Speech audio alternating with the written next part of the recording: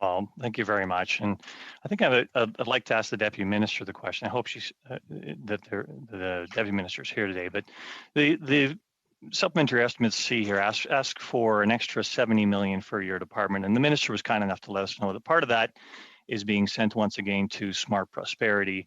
All the money that's being spent to these proxy organizations through your department include Smart Prosperity, International Institute for Sustainable Development, Institute for Sustainable Finance, Clean Energy Canada. At what point does the department realize that they are only a proxy for a bunch of organizations that are being funded by this government and are just a flow-through vehicle with no input to the government, and how the Canadian people are going to feel about that?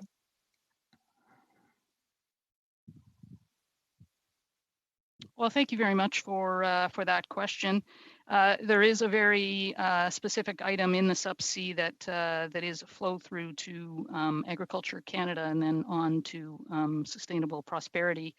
And that is a fact of these estimates. I would not necessarily agree with the premise of the question in terms of this being kind of how we conduct business. I think at times there are external players out there who can contribute to advancing our work, and we will use that tool. But the vast majority of the dollars coming into the Sub-C that we're talking about today are investments directly into Environment and Climate Change Canada.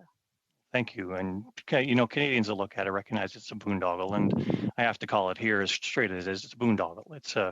It's a funding boondoggle, and I think I have to warn you that there comes a point in time here where that funding boondoggle is going to have to result in decreases in your department as far as the funding goes. But we'll cross that bridge when we get to it, obviously.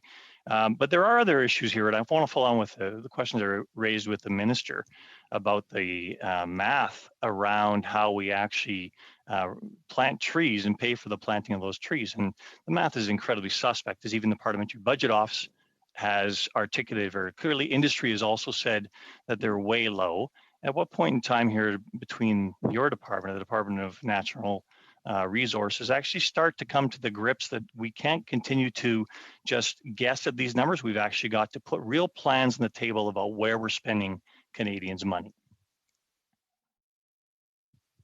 Well, thank you for that question, and I again would reiterate the very important leadership role of Natural Resources Canada on this particular piece of work contributing to the strengthened climate plan.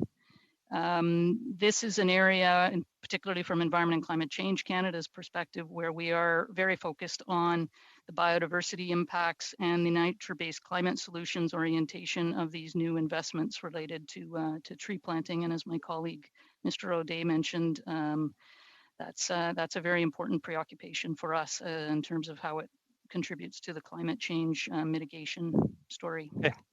Well, thank you. But it's clear as mud, frankly. And let's look at your own department budget here. If you think about the Clean Fuel Standard and the opaqueness around the financial modeling associated with the Clean Fuel Standard, everybody's begging for the model.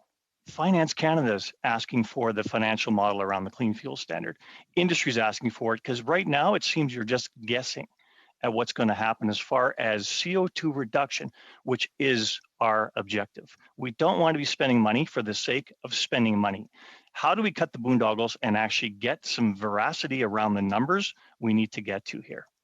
Fortunately, our time's up, so we'll go to Mr. Long